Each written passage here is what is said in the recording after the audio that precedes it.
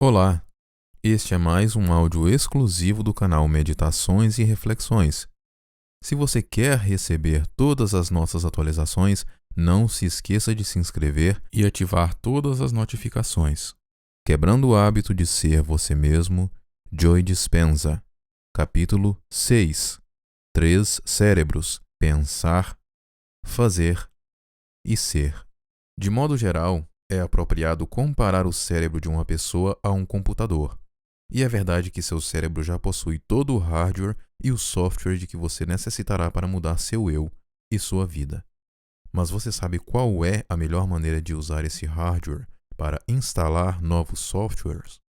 Imagine dois computadores com hardware e software idênticos, um nas mãos de um técnico novato e o outro utilizado por um operador de computadores experiente. O iniciante tem pouco conhecimento sobre os tipos de coisa que um computador pode fazer, que dirá como fazê-las. Colocado de forma simples, a intenção por trás da parte 2 é fornecer informações pertinentes sobre o cérebro, de modo que, quando você, na condição de operador, começar a utilizar o processo meditativo para mudar sua vida, saiba o que é preciso acontecer em seu cérebro e em suas meditações, e por quê. Mudança acarreta novos modos de pensar, fazer e ser. Se você sabe dirigir um carro, provavelmente já experimentou o exemplo mais elementar de pensar, fazer e ser.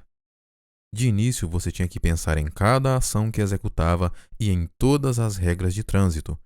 Mais adiante, você ficou relativamente proficiente na direção, contanto que prestasse atenção consciente no que estava fazendo. Por fim, virou um motorista. Sua mente consciente foi para o banco do passageiro e, desde então, sua mente subconsciente provavelmente ocupa o assento do motorista na maior parte do tempo. Dirigir se tornou automático e uma segunda natureza. Muito do que você aprende é mediante essa progressão de pensar, fazer e ser, e as 3 áreas do cérebro facilitam esse modo de aprendizado. No entanto, sabia que é possível ir diretamente do pensar para o ser e que é provável que você já tenha tido essa experiência em sua vida? Com a meditação do cerne deste livro, este capítulo fornecerá um prelúdio. Você pode ir do pensar na pessoa ideal que quer se tornar diretamente para ser essa nova pessoa. Essa é a chave da criação quântica. A mudança começa toda com o pensar. Podemos formar imediatamente novas conexões e circuitos neurológicos que refletem nossos novos pensamentos. E nada deixa o cérebro mais estimulado do que aprender, assimilar conhecimento e experiências. Esses são os afrodisíacos do cérebro. Ele afaga cada sinal que recebe dos 5 sentidos. A cada segundo, processa bilhões de bytes de dados, analisa, examina, identifica, extrapola, classifica e armazena informações que consegue recuperar para nós quando necessário.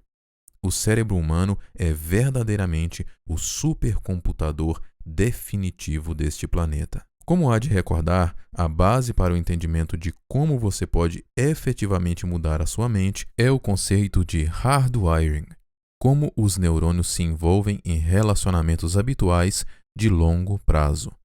Já comentei sobre o aprendizado Hebbiano, que decreta: células nervosas que disparam juntas permanecem conectadas. Os neurocientistas acreditavam que, após a infância, a estrutura cerebral era relativamente imutável. No entanto, novas descobertas revelam que vários aspectos do cérebro e do sistema nervoso podem mudar estrutural e funcionalmente, incluindo o aprendizado, a memória e a recuperação de uma lesão cerebral ao longo da idade adulta. Mas o oposto também é verdadeiro. Células nervosas que não mais disparam juntas não mais se conectam. Se você não usa, você perde. Você pode até enfocar o pensamento consciente para desconectar ou desligar conexões indesejadas. Assim, é possível soltar-se de alguns trecos a que você esteve preso e que influenciam seu modo de pensar, agir ou sentir.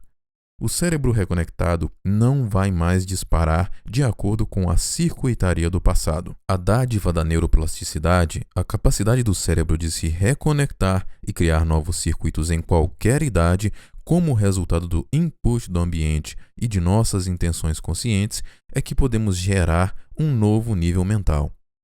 Há uma espécie de fora o antigo que venha o novo, neurológico, processo que os neurocientistas denominam de aparar e brotar.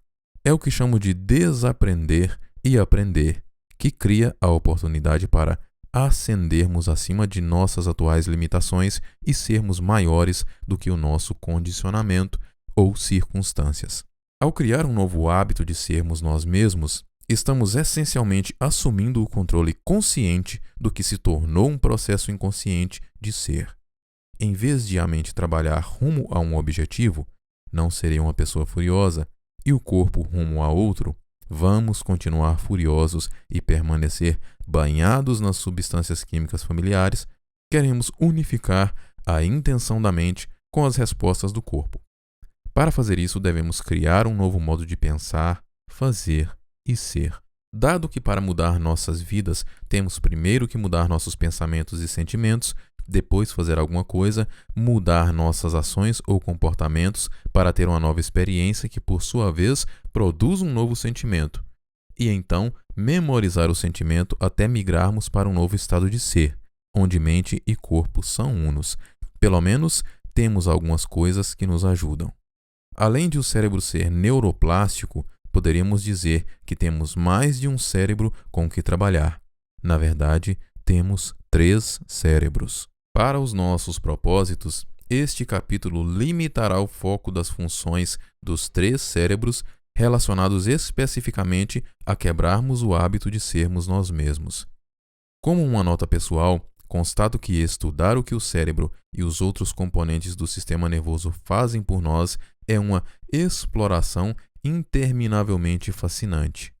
Meu primeiro livro, Involve Your Brain, cobriu este tópico com mais detalhes do que o necessário a nossos propósitos aqui.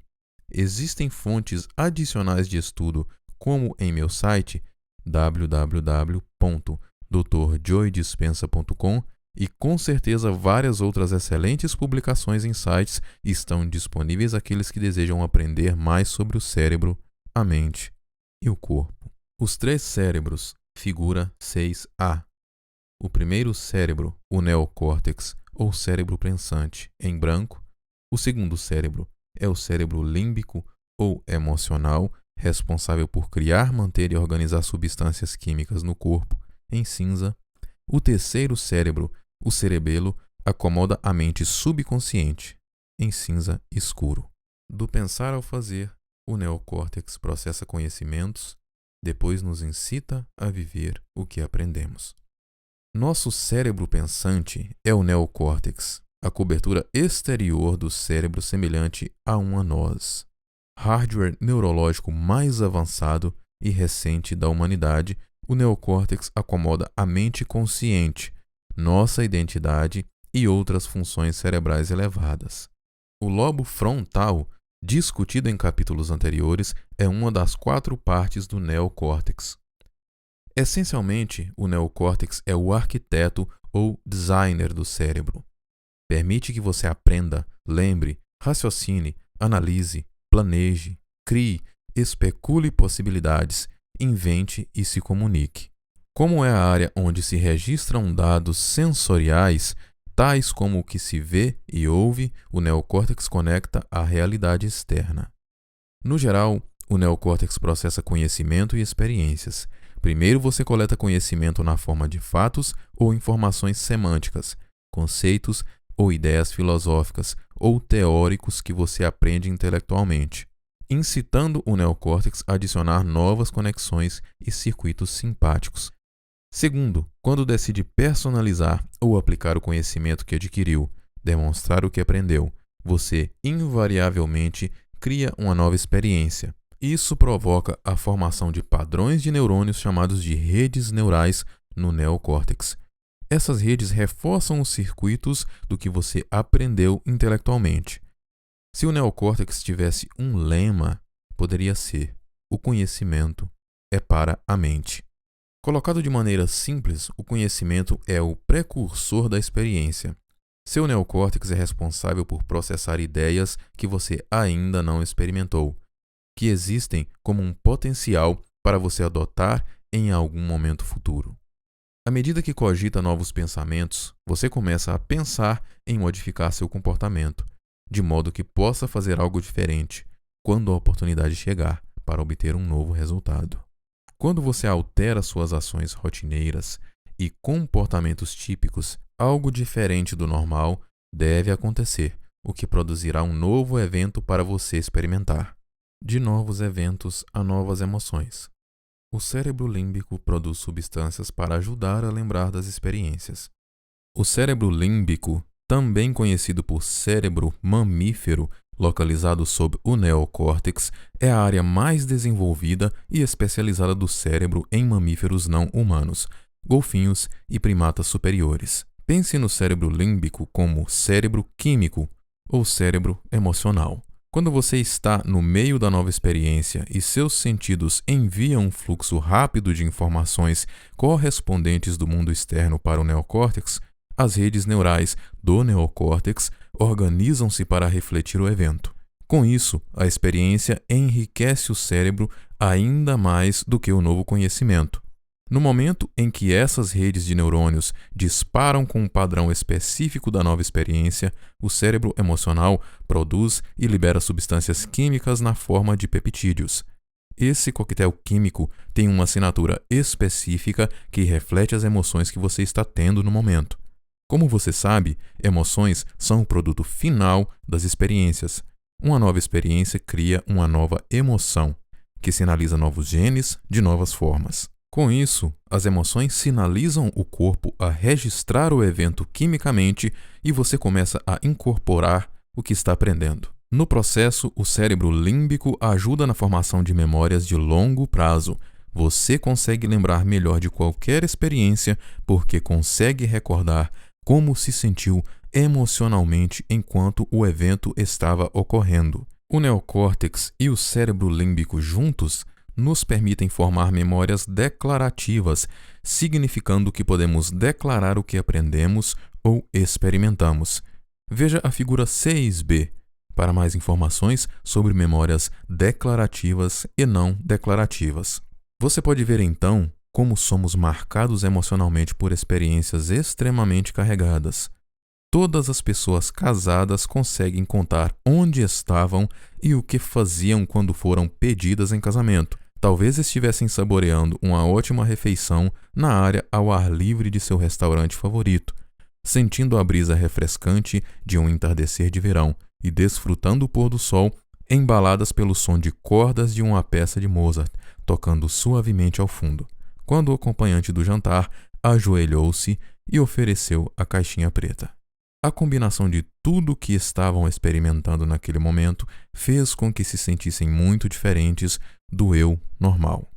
O equilíbrio químico interno típico que a identidade do eu dessas pessoas havia memorizado foi a nocaute com o que viram, ouviram e sentiram. De certa forma, elas despertaram dos estímulos ambientais rotineiros, familiares, que normalmente bombardeiam o cérebro e nos levam a pensar e sentir de modos previsíveis.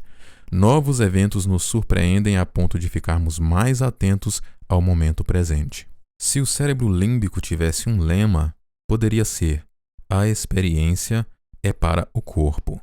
Se o conhecimento é para a mente e a experiência é para o corpo, quando você aplica o conhecimento e cria uma nova experiência, ensina ao corpo o que a mente aprendeu intelectualmente. Conhecimento sem experiência é meramente filosofia. Experiência sem conhecimento é ignorância. Deve haver uma progressão.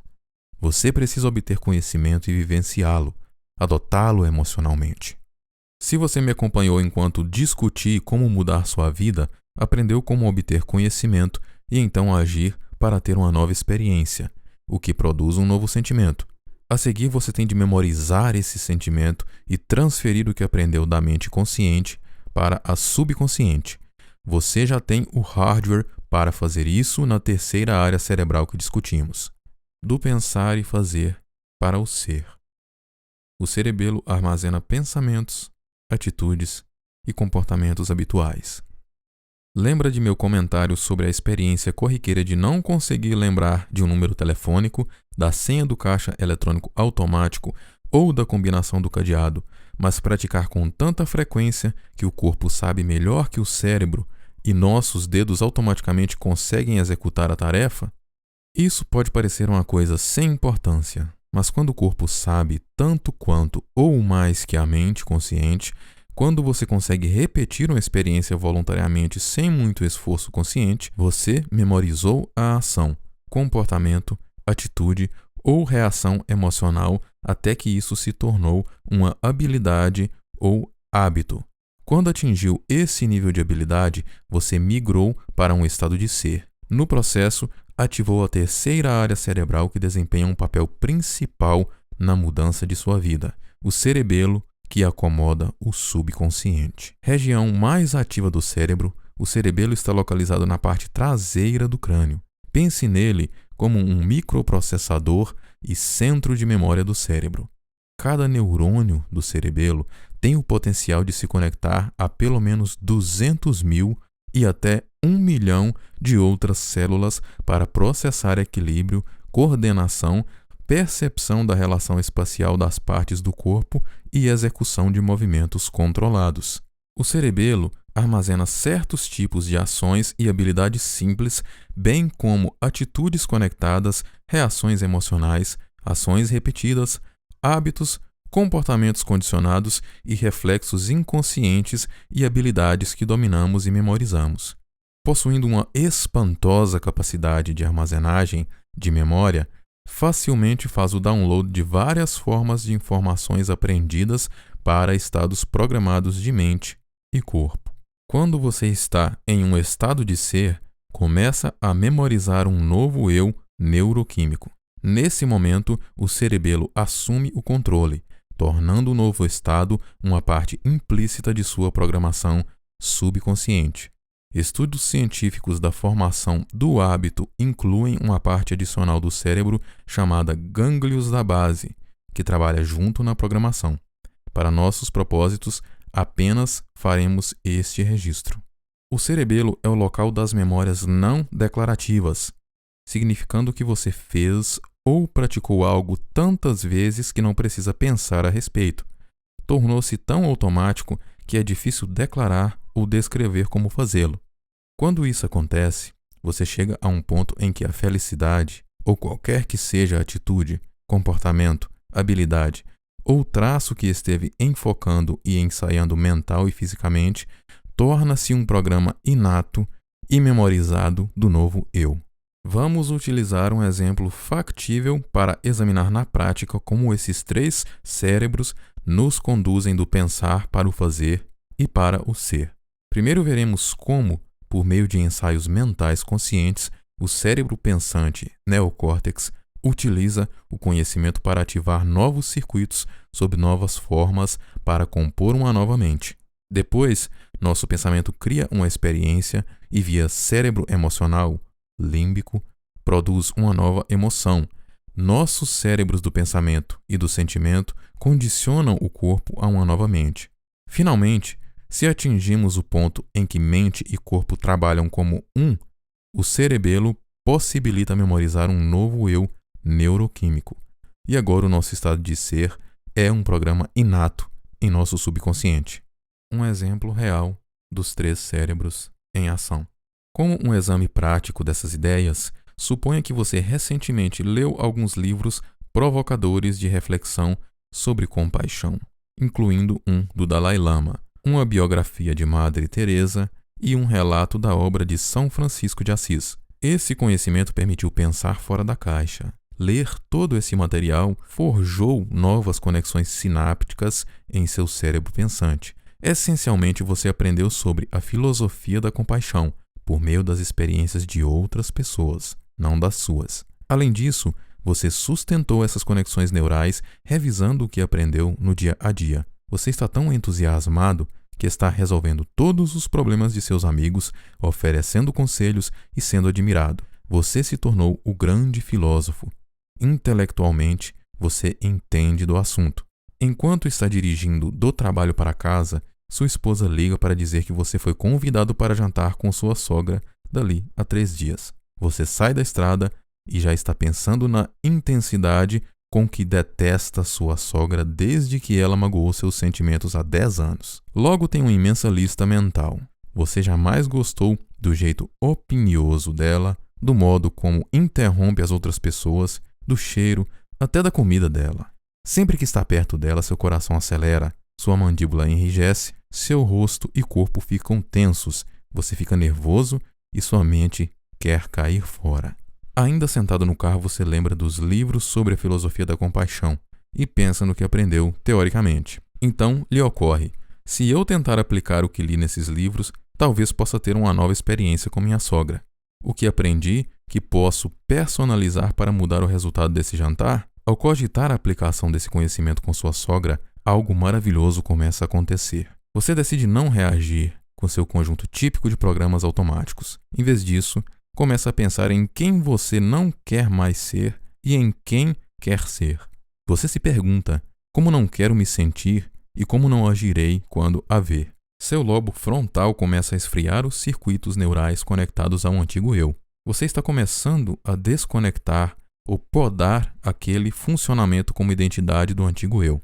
Você poderia dizer que, como seu cérebro não está disparando do mesmo modo, você não está mais criando a mesma mente. A seguir, você revisa o que aqueles livros dizem para ajudar a planejar como você quer pensar, sentir e agir em relação à sogra. Você se pergunta: como posso modificar meu comportamento, minhas ações e minhas reações de modo que minha nova experiência conduza a um novo sentimento? Aí você se imagina cumprimentando e abraçando a sogra, fazendo perguntas sobre coisas que sabe que a interessam e elogiando o novo corte de cabelo ou os novos óculos. Nos dias seguintes, enquanto ensaia mentalmente seu novo ideal de eu, você continua a instalar mais hardware neurológico, de modo que terá os circuitos apropriados a postos. De fato, um novo programa de software quando efetivamente interagir com a sogra. Para a maioria de nós, ir do pensar para o fazer é como inspirar caracóis a apertar o passo. Queremos permanecer no terreno filosófico e intelectual da nossa realidade. Gostamos de nos identificar com o sentimento reconhecível, memorizado de nosso eu familiar. Em vez disso, ao abandonar antigos padrões de pensamento, interromper reações emocionais habituais e renunciar a comportamentos reflexos, depois planejar e ensaiar novos modos de ser, você está se colocando na equação do conhecimento que aprendeu e começando a criar uma nova mente. Está lembrando a si mesmo quem você quer ser. Mas há uma outra etapa que devemos abordar agora. O que aconteceu quando você começou a observar a sua antiga personalidade do seu, referente a pensamentos familiares, comportamentos habituais e emoções memorizadas que você havia conectado previamente à sua sogra? De certo modo, você acessou o sistema operacional da mente subconsciente, onde esses programas existem, e foi o observador desses programas. Quando consegue notar ou ficar ciente de quem você está sendo, você fica consciente de seu eu inconsciente. Quando você começou a se projetar psicologicamente em uma situação potencial à frente da efetiva experiência, o jantar, começou a reconectar seus circuitos neurais para parecer que o evento, ser compassivo com a sogra, já havia ocorrido. Quando as novas redes neurais começaram a disparar em uníssono, seu cérebro criou uma imagem, visão, modelo ou o que chamarei de holograma, uma imagem multidimensional representando o eu ideal que você estava focado em ser. No instante em que isso aconteceu, você tornou o que estava pensando mais real do que qualquer outra coisa. Seu cérebro capturou o pensamento como uma experiência e atualizou sua massa cinzenta para parecer que a experiência já havia ocorrido, incorporando o conhecimento por meio da experiência, ensinando ao corpo o que a mente aprendeu. Logo chega a hora, e você se vê sentado no jantar, cara a cara com a sogrinha. Em vez de reagir reflexamente quando os comportamentos típicos dela se manifestam, você permanece consciente, lembra o que aprendeu e decide testar. Em vez de julgar, atacar ou sentir animosidade, você faz algo completamente diferente. Como os livros encorajaram, você fica no momento presente, abre seu coração e realmente escuta o que ela está dizendo. Você não a mantém mais no passado. E eis que você modifica o comportamento e refreia suas reações emocionais impulsivas, criando desse modo uma nova experiência com sua sogra. Isso ativa o cérebro límbico a preparar uma nova mistura de substâncias químicas que geram uma nova emoção. E de repente, você começa a sentir compaixão de verdade por ela. Você a vê como ela é. Vê, inclusive, aspectos seus nela. Seus músculos relaxam. Você sente o coração se abrindo e respira profunda e espontaneamente. Você teve um sentimento tão maravilhoso nesse dia que ele perdura. Agora você está inspirado e com a mente aberta e constata que ama sua sogra de verdade. Quando combina seu novo sentimento interno de boa vontade e amor com essa pessoa em sua realidade externa, você conecta compaixão à sua sogra. Você forma uma nova memória associativa. Assim que você começou a sentir a emoção da compaixão, de certo modo instruiu quimicamente seu corpo sobre o que sua mente sabia, filosoficamente. E isso ativou e modificou alguns de seus genes. Agora você foi do pensar ao fazer. Seus comportamentos correspondem às suas intenções conscientes. Suas ações se igualam aos seus pensamentos. Mente e corpo estão alinhados e trabalhando juntos. Você fez exatamente o que as pessoas fizeram em seus livros. Assim, ao aprender sobre a compaixão intelectualmente com seu cérebro e mente, e depois demonstrar esse ideal em seu ambiente por meio da experiência, você incorporou esse sentimento elevado. Você simplesmente condicionou seu corpo a uma nova mente de compaixão. Sua mente e seu corpo estão trabalhando juntos. Você incorporou a compaixão. De certo modo, a palavra tornou-se carne. 2 cérebros levaram-no do pensar ao fazer. Mas você consegue criar um estado de ser? Graças a seus esforços para incorporar a compaixão, agora você tem o neocórtex e o cérebro límbico trabalhando juntos. Você está fora da caixa do eu familiar e habitual memorizado que opera segundo um conjunto de programas automáticos e está em um novo ciclo de pensamentos e sentimentos. Você experimentou a sensação da compaixão e gosta mais dela do que da hostilidade velada, da rejeição e da raiva reprimida. Mas alto lá, você ainda não está pronto para ser um santo. Não basta ter o corpo e a mente trabalhando juntos uma vez. Isso levou-o do pensar ao fazer, mas você consegue reproduzir esse sentimento de compaixão. A sua vontade consegue incorporar repetidamente a compaixão, independentemente das condições de seu ambiente, de modo que nenhuma pessoa ou situação possa criar aquele antigo estado de ser em você outra vez? Caso não, você ainda não dominou a compaixão. Minha definição de domínio é quando o nosso estado químico interno é maior do que qualquer coisa em nosso mundo externo.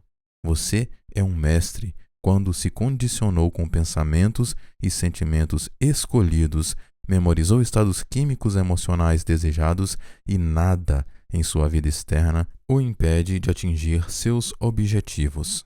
Ninguém, nada e nenhuma experiência a qualquer hora ou em qualquer lugar deve interromper sua coerência química interna. Você consegue pensar, agir e sentir diferentemente sempre que quer. Se você consegue dominar o sofrimento, consegue dominar a alegria com a mesma facilidade.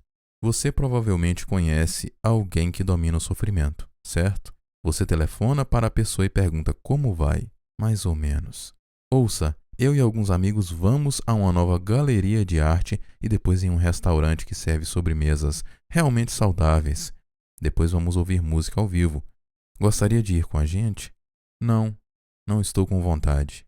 Mas se a pessoa dissesse o que efetivamente queria dizer, diria: eu memorizei esse estado emocional e nada em meu ambiente, nenhuma pessoa, nenhuma experiência, nenhuma condição, coisa nenhuma, me fará migrar de meu estado químico interno de sofrimento. É melhor ter dor do que largar disso e ficar feliz. De momento, estou desfrutando do meu vício, e todas essas coisas que você quer fazer me distrairiam de minha dependência emocional. Mas sabe de uma coisa? Podemos dominar um estado químico interno como alegria ou compaixão com a mesma facilidade. No exemplo anterior, com sua sogra, se você praticasse seus pensamentos, comportamentos e sentimentos o suficiente, ser compassivo se tornaria bastante natural. Você evoluiria de apenas pensar nisso para fazer algo a respeito disso, para ser isso. Ser indica que é fácil, natural, habitual, rotineiro e inconsciente. Compaixão e amor seriam tão automáticos e familiares como as emoções autolimitantes que você acabou de mudar. Agora você precisa então replicar a experiência de pensar, sentir e agir movido pela compaixão. Se fizer isso, romperá o vício em seu estado emocional passado e condicionará neuroquimicamente seu corpo e sua mente para memorizar o estado químico interno chamado compaixão melhor do que sua mente consciente. Por fim, se recriar repetidamente a experiência de compaixão quantas vezes quiser, praticando-a independentemente de qualquer circunstância em sua vida, seu corpo se tornará a mente de compaixão. Você memorizará a compaixão tão bem que nada em seu mundo exterior poderá tirá-lo desse estado de ser.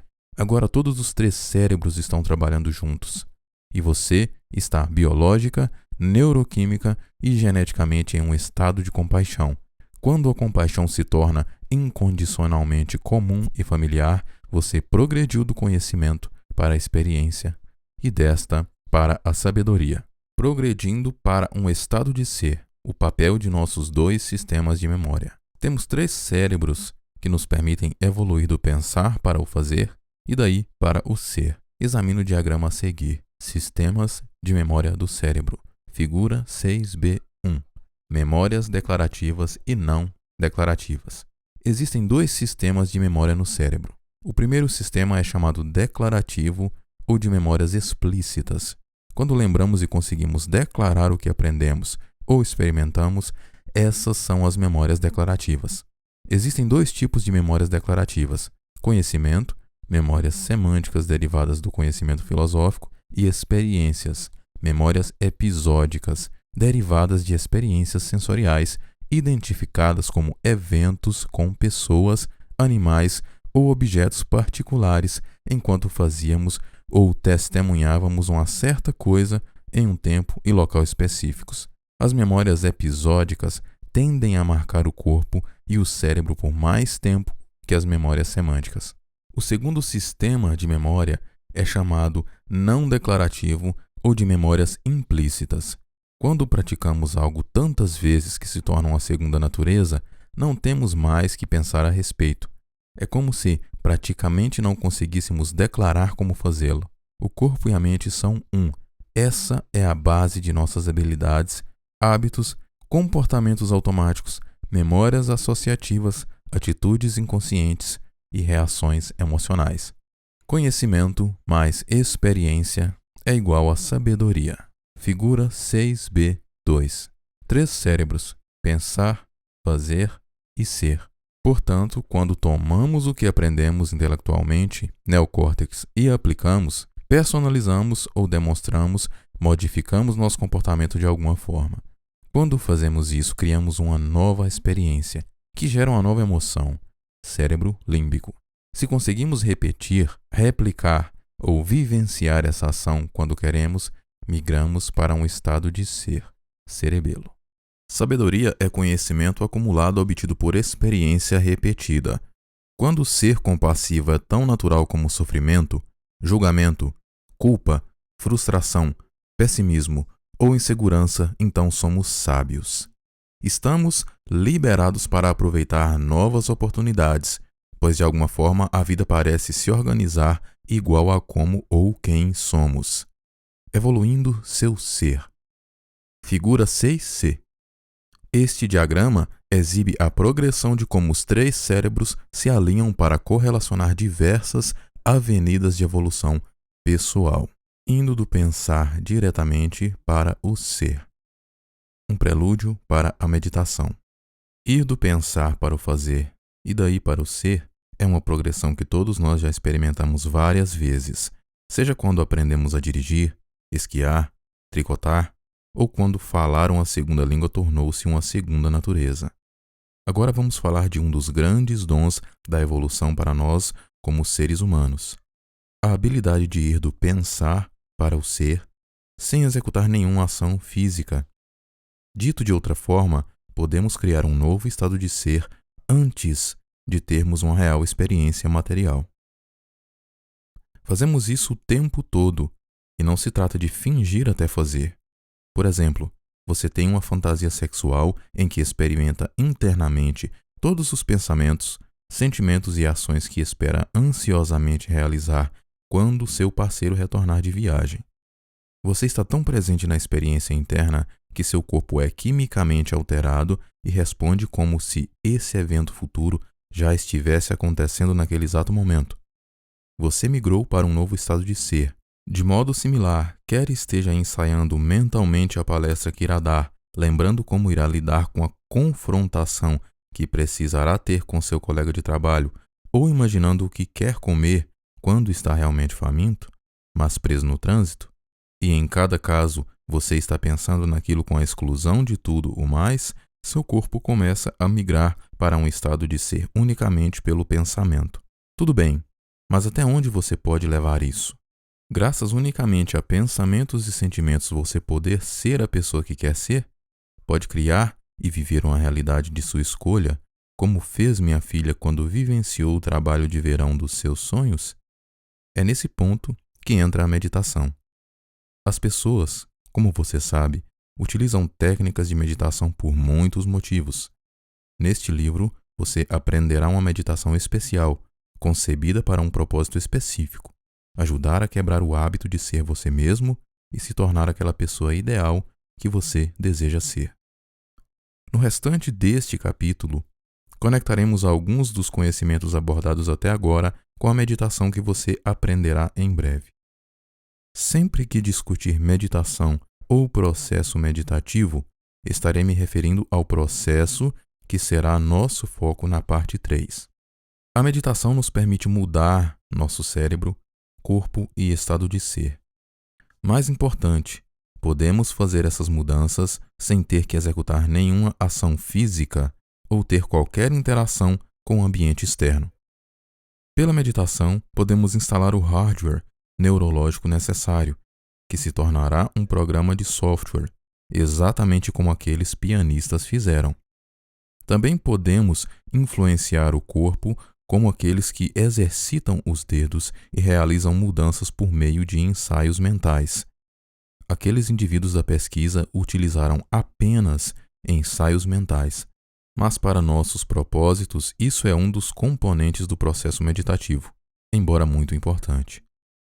Se eu pedisse para você pensar nas qualidades que sua pessoa ideal possuiria, ou sugerisse que refletisse sobre como seria ser uma pessoa grandiosa, como Madre Teresa ou Nelson Mandela, apenas pela contemplação de um novo estado de ser, você começaria a disparar seu cérebro de novas maneiras e a formar uma nova mente.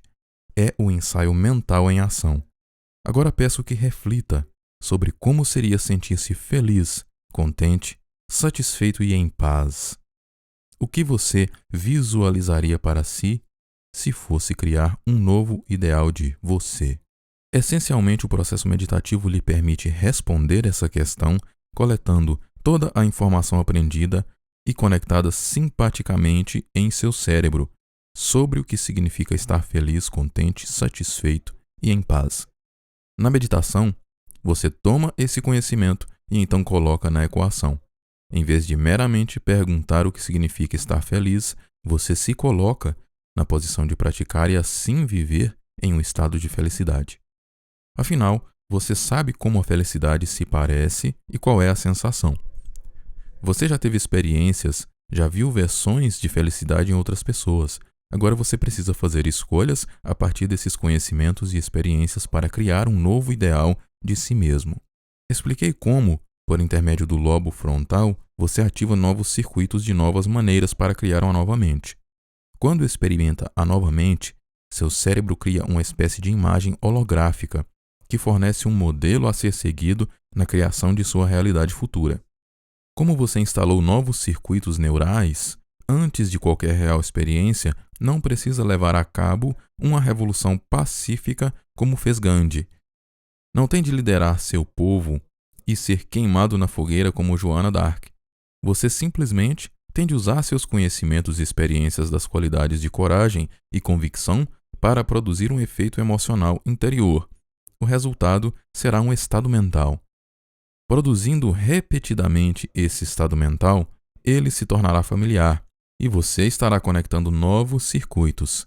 Quanto mais frequentemente produzir esse estado mental, mais esses pensamentos passarão a ser a experiência.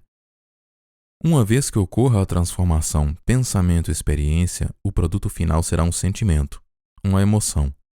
Quando isso ocorre, seu corpo, como mente inconsciente, não sabe a diferença entre um evento que ocorre na realidade física e as emoções criadas apenas pelo pensamento.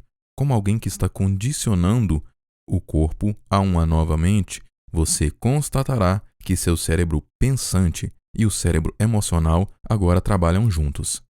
Lembre-se de que pensamentos são para o cérebro e sentimentos para o corpo. Quando pensa e sente de modo específico, como parte do processo meditativo, você está diferente de quando começou. Os circuitos recém-instalados, as alterações neurológicas e químicas produzidas por esses pensamentos e emoções alteram você de tal forma que existe evidência física no cérebro e no corpo mostrando essas mudanças. Nesse ponto, você migrou para um estado de ser. Você não está mais apenas praticando felicidade, gratidão ou o que seja. Você está sendo agradecido ou feliz. Você pode gerar esse estado de corpo e mente todos os dias. Pode reexperimentar continuamente um evento e produzir a resposta emocional à experiência de como se sentiria se fosse esse o novo eu ideal. Se consegue levantar da sessão de meditação e estar nesse novo estado de ser, alterado, neurológica, biológica, química e geneticamente, você ativou essas mudanças antes de qualquer experiência e está mais propenso a agir e pensar de modo igual a quem você está sendo. Você quebrou o hábito de ser você mesmo, do pensar para o ser. Figura 6D. Você pode ir do pensar para o ser sem ter que fazer nada. Se você está ensaiando mentalmente uma nova mente, chegará um momento em que o pensamento a respeito se tornará a experiência. Quando isso ocorrer, o produto final dessa experiência interior será uma emoção ou sentimento. Quando você consegue sentir como seria ser essa pessoa, seu corpo, como mente inconsciente, começa a acreditar que está nessa realidade. Sua mente e seu corpo começam a trabalhar como um. E você está sendo aquela pessoa sem ter de fazer nada ainda. Ao migrar para um novo estado de ser, apenas pelo pensamento você ficará mais propenso a fazer e pensar coisas equivalentes a como você está sendo. Como um lembrete, quando você está em um novo estado de ser, uma nova personalidade, você também criou uma nova realidade pessoal. Deixe-me repetir isso. Um novo estado de ser cria uma nova personalidade. Uma nova personalidade produz uma nova realidade pessoal. Como você saberá se essa prática meditativa ativou seus 3 cérebros para produzir o efeito pretendido? Simples. Você se sentirá diferente como resultado de investir no processo. Caso sinta-se exatamente como antes, se os mesmos catalisadores produzem as mesmas reações em você, então nada aconteceu no campo quântico. Seus mesmos pensamentos e sentimentos estão produzindo o mesmo sinal eletromagnético no campo. Você não mudou química, neurológica, geneticamente ou de qualquer outra maneira, mas se eventualmente você levanta das ações de meditação e se sente diferente de quando começou e consegue manter esse estado modificado de corpo e mente, então você mudou. O que você mudou internamente, o novo estado de ser que criou, agora deve produzir um efeito externo. Você transcendeu o modelo de causa e efeito do universo, aquele antigo conceito newtoniano de algo externo a você, controlando seus pensamentos, ações e emoções. Retornarei a esse ponto daqui a pouco. Você também saberá que sua meditação foi produtiva se algo inesperado e novo surgir em sua vida como resultado de seus esforços. Lembre-se, o modelo quântico afirma que, se você criou uma nova mente e um novo estado de ser, você tem uma assinatura eletromagnética alterada. Como está pensando e sentindo de maneira diferente, você está mudando a realidade. Juntos, pensamentos e sentimentos podem fazer isso. Separados, não. Deixe-me lembrar novamente. Você não pode pensar de um jeito, sentir de outro e esperar que qualquer coisa em sua vida mude. A combinação de seus pensamentos e sentimentos é seu estado de ser. Mude seu estado de ser e mude sua realidade. É aqui que os sinais coerentes realmente entram em cena. Se você consegue enviar para o campo quântico um sinal coerente em pensamento e sentimento, estado de ser independente do mundo externo, então algo diferente acontecerá em sua vida.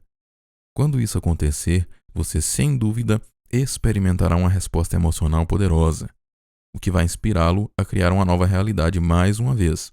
E você pode usar essa emoção para gerar uma experiência ainda mais maravilhosa. Deixe-me voltar a Newton. Todos nós somos condicionados pelo conceito newtoniano de que a vida é dominada por causa e efeito. Quando algo de bom acontece, expressamos gratidão ou alegria. Assim, passamos a vida esperando que alguém ou algo fora de nós regule nossos sentimentos. Em vez disso, estou pedindo a você que assuma o controle e inverta o processo. Em vez de esperar que uma ocasião provoque um certo sentimento, crie o sentimento antes de qualquer experiência no reino físico. Convença seu corpo emocionalmente de que uma experiência geradora de gratidão já ocorreu. Para fazer isso, você pode escolher um potencial no campo quântico e contatar como se sentiria se estivesse experimentando-o. Estou pedindo que use pensamentos e sentimentos para se colocar no lugar do futuro eu, desse possível você, tão vividamente que comece a condicionar emocionalmente seu corpo a acreditar que você é essa pessoa agora. Quando você abre os olhos após a sessão de meditação, quem você quer ser? Como se sentiria sendo o eu ideal ou tendo a experiência desejada? Para quebrar totalmente o hábito de ser você mesmo, diga adeus ao conceito da causa e efeito e adote um modelo quântico da realidade. Escolha uma realidade potencial que queira, viva em pensamentos e sentimentos e agradeça antes do evento concreto. Você consegue aceitar a ideia de que quando altera seu estado interno, não precisa que o mundo externo dê uma razão para sentir alegria, gratidão, apreciação ou qualquer outra emoção elevada? Quando seu corpo experimenta o evento que ocorre naquele momento e ele parece real, baseado unicamente naquilo em que você está focado mentalmente e sentindo emocionalmente, você está experimentando o futuro agora. No momento em que está nesse estado de ser, presente na experiência e naquele momento do agora, você está conectado a todas as realidades possíveis existentes no campo quântico. Lembre-se de que, se você está no passado ou no futuro, baseado em emoções familiares ou na antecipação de algum efeito, não tem acesso a todas as possibilidades contidas no campo quântico. O único meio de acessar o campo quântico é estar no agora. Tenha em mente que isso não pode ser apenas um processo intelectual. Pensamentos e sentimentos devem ser coerentes. Em outras palavras, essa meditação exige que você desça uns 25 centímetros desde a cabeça e vá para o coração. Abra o coração e pense como seria se você incorporasse uma combinação de todos os traços que admira e compõem o seu eu ideal. Você pode objetar que não pode saber como se sentiria porque jamais experimentou como seria ter esses traços e ser esse eu ideal. Minha resposta é que seu corpo pode experimentar isso antes de você ter qualquer evidência física antes de seus sentidos. Se um desejo futuro que você jamais experimentou efetivamente se manifestasse em sua vida, você teria de concordar que experimentaria uma emoção elevada, como alegria, entusiasmo ou gratidão. Assim, você naturalmente pode focar nessas emoções, em vez de ficar escravizado a emoções que são somente resíduo do passado. Você agora está usando emoções elevadas para criar o futuro. As emoções elevadas de gratidão, amor, etc., têm uma frequência mais alta que ajudará você a migrar para um estado de ser em que pode sentir como se os eventos desejados tivessem realmente ocorrido. Se você está em um estado de grandeza, então o sinal que envia para o campo quântico é que os eventos já se passaram.